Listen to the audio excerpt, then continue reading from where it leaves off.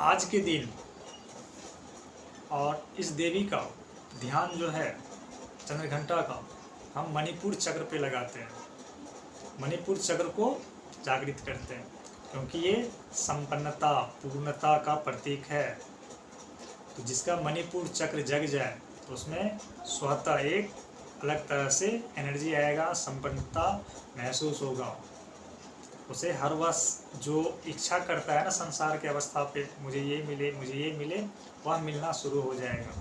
संपन्नता उसके पास आना शुरू हो जाएगा। वह सक्षम हो जाएगा हर वह सिचुएशन से, हर वह व्यवधान से, समस्या से लड़ने के लिए, जूझने के लिए। तो ये चक्र एक्टिव कर लेता है या इस अवस्था में पहुंच जाता है उसका जागरण। तो ये रहा देवी का कि चंद्रघंटा को हम सब किस तरह से देखते हैं, इसका क्या व्याख्या है संसार में भी और हमारे इस पिंड में भी। शरीर में पिंड है एक, इस पिंड में भी वो काम कर रही है और जगत पे भी। तो जब सृष्टि बना तो इसी सीक्वेंस में बना है सृष्टि, ठीक है। माता ही संचालन करती है, सारा चीज़ उसके ही अधीन है, सभी देवता उसके ही अधीन आते हैं। चेतन की उपस्थिति में ये सब हो रहा होता है, ब्रह्म की उपस्थिति में ये सब माता कर रही होती है। ब्रह्म सिर्फ दृष्टा स्वरूप वो जानने वाले हैं, देखते रहते हैं।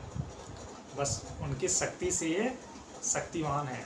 आप कह सकते हैं इसमें अपनी बुद्धि नहीं है, इसमें अपना शक्ति नहीं होता, यानी कि अनुभव करने का ज्ञान नहीं है, ये जड़ है। इसीलिए ज्ञान ब्रह्म पिता परमेश्वर ब्रह्म आत्मा ही है। तो उनके मिलन से यह स्वयं को भी शक्तिमान कर पाती है, या उनका ही चेतन इसे शक्ति प्रदान किए जाता है। और इन दोनों के मिलन से ही यह जगत का निर्माण चलता रहता है, मिटता रहता है। दोनों चल रहा है और मिट रहा है, दोनों कंटिन्यू बना रहता है। इसकी पूजा क्यों करते हैं हम सभी? उसका दो देवी का, दो स्वरूप का सत्व्याख्या पिछले दो पूजा में सुना था। आज तीसरी है। तीसरी में चंद्रघंटा है, और चंद्रघंटा का जो देखिए सीक्वेंस है पूजा का या देवी का, तीसरे पे है। यानी किसका अवस्था देखिए तीसरा है। फर्स्ट अवस्था में आपने देखा प्रथम देवी शैलपुत्री का क्या था, पुत्री यानी शैल पर्वत की पुत्री, यानी कि वहाँ उसका है ना निर्माण, वो वहाँ उदय होती है। दूसरे अवस्था में हम सब ने क्या देखा कि एक ऐसे अवस्था में जहाँ पे वो ब्रह्मचारिणी है, यानी कि ब्रह्म का आचरण या ब्रह्म को धारण करने के लिए वो तप कर रही होती है। और आज हम सब तीसरी अवस्था देख रहे हैं उसी देवी का, चंद्रघंटा का। इस चंद्रघंटा में आप देखें उनका स्वरूप, क्योंकि पिछले दो देवी का आपने स्वरूप अलग देखा और इसका स्वरूप आपने अलग देख रहे हैं। इस स्वरूप में जो है तो इसका सबसे पहले हम नाम देखते हैं, चंद्र और घंटा। चंद्र से हम सब पता है कि चंद्र और घंटा दोनों, लेकिन दोनों को जोड़ दिया गया। तो इसके मस्तिष्क पे जिस तरह से भगवान शिव का चंद्र है, उसी तरह से घंटे का आकार, यानी कि घंटे के ही रूप में चंद्र है, ठीक है। इस रूप को लेकर के इसका जो मुख्य केंद्र है या कहें कि मुख्य फोकस है इनके नाम पे, और चंद्र घंटा लगाया गया। तो जो चंद्र है आपका इस आकार का, और घंटा का जो बेल होता है इस आकार का, ठीक है। तो ऐसे आप कर दो तो ऐसे बन जाता है। जो चंद्रमा होता है हमारा, ओम के ऊपर जो है ना चांद और बिंदु, चंद्र बिंदु, तो इसका मुख्य एक चंद्र बिंदु ही है। तो चंद्र घंटा लिया गया है, नाम दिया गया। घंटे से इसका वह एक बिंदु लिया गया है, चंद्र से आप आकार समझ सकते हो।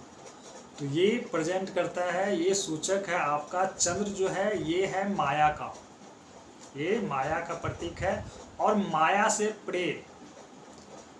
से परे जो बिंदु है ना, पॉइंट है ना, वो परमपिता परमेश्वर ब्रह्म का प्रतीक है, जो माया से परे है, ठीक है। तो चंद्र घंटा इस तरह से आपने इसका नाम देखा, और इसका स्वरूप में देखें तो ये पूर्व के स्वरूप से अलग है, उस जगह जिसका वस्त्र था सफ़ेद था, क्योंकि उस समय इसका तप चल रहा था।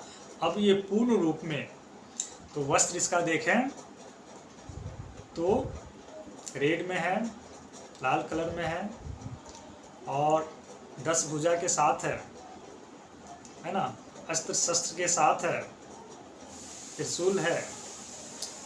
और ये इसकी जो सवारी है, कह सकते हैं इसका जो आसन है वो सिंह है, यानी कि एक हिंसक, एक क्रोधी जीव, जानवर के ही, जानवर ही है तो जानवर ही कहेंगे, ऐसे जीव आत्मा वो भी है तो जानवर सूचक के रूप में जानवर को लिया गया, वो भी हिंसक। तो यह प्रतीक जो है क्या बताता है कि तीसरा अवस्था में माँ अपने पूर्ण रूप को धारण की हुई है, संपूर्णता को धारण की हुई है। अब ऐसे समझे, यह सभी विद्या, सभी ज्ञान को, है ना, धारण कर ली है इस अवस्था में आने के बाद। यानी कि जगत का जब तीसरा स्टेज होता है, तीसरा अवस्था होता है, इस अवस्था में यह जगत पूर्ण रूप से, है ना, अब क्षमता आ गया है इसमें, है ना, हर वह चीज़ का निर्माण करने का इसके पास पूरा ब्रह्म से शक्ति मिल चुका है, इसीलिए इसको पूर्णता दिखाया गया है। खुद ये तीसरा अवस्था है। तो हम सब उस माता का ही स्वरूप, यानी जो जगत बनने का प्रक्रिया था, उसी स्वरूप को हम अपने जीवन में भी दोहराते हैं। क्यों? क्योंकि वह माता हमारे भीतर भी ऊर्जा रूप में काम कर रही है। अब वह हमारे भीतर ऊर्जा रूप में कैसे काम कर रही है, इसका स्थान क्या है? पिछले 2 अवतार का, क्या कहें, 2 इनका स्वरूप का हमने सबसे पहला मूलाधार पे शैलपुत्री को जाना, ठीक है, स्वादिष्ठान पे किसको जाना, स्वादिष्ठान पे जाना हम सभी ने, ब्रह्मचारिणी को जी। और तीसरे पे हम सब आज जानेंगे चंद्रघंटा को, जो चक्र है मणिपुर, मणिपुर आपका नाभि है। तो आज के दिन और इस देवी का ध्यान जो है चंद्रघंटा का, हम मणिपुर चक्र पे लगाते हैं, मणिपुर चक्र को जागृत करते हैं, क्योंकि ये संपन्नता, पूर्णता का प्रतीक है। तो जिसका मणिपुर चक्र जग जाए तो उसमें स्वतः एक अलग तरह से एनर्जी आएगा, संपन्नता महसूस होगा। उसे हर वर्ष जो इच्छा करता है ना संसार के अवस्था पे, मुझे ये मिले, मुझे ये मिले, वह मिलना शुरू हो जाएगा, संपन्नता उसके पास आना शुरू हो जाएगा, वो सक्षम हो जाएगा हर वह सिचुएशन से, हर वह व्यवधान से, समस्या से लड़ने के लिए, जूझने के लिए। तो ये चक्र एक्टिव कर लेता है, या इस अवस्था में पहुंच जाता है उसका जागरण। तो ये रहा देवी का, कि चंद्रघंटा को हम सब किस तरह से देखते हैं, इसका क्या व्याख्या है संसार में भी और हमारे इस पिंड में भी। शरीर में पिंड है एक, इस पिंड में भी वो काम कर रही है और जगत पे भी। तो जब सृष्टि बना तो इसी सीक्वेंस में बना है सृष्टि, ठीक है, माता ही संचालन करती है, सारा चीज़ उसके ही अधीन है, सभी देवता उसके ही अधीन आते हैं। चेतन की उपस्थिति में ये सब हो रहा होता है, ब्रह्म की उपस्थिति में ये सब माता कर रही होती है। ब्रह्म सिर्फ दृष्टा स्वरूप को जानने वाले हैं, देखते रहते हैं, बस उनकी शक्ति से ये शक्तिवान है। आप कह सकते हैं इसमें अपनी बुद्धि नहीं है, इसमें अपना शक्ति नहीं होता, यानी कि अनुभव करने का ज्ञान नहीं है, ये जड़ है। इसीलिए ज्ञान ब्रह्म पिता परमेश्वर ब्रह्म आत्मा ही है। तो उनके मिलन से यह स्वयं को भी शक्तिमान कर पाती है, या उनका ही चेतन इसे शक्ति प्रदान किए जाता है। और इन दोनों के मिलन से ही यह जगत का निर्माण चलता रहता है, मिटता रहता है। दोनों चल रहा है और मिट रहा है, दोनों कंटिन्यू बना रहता है।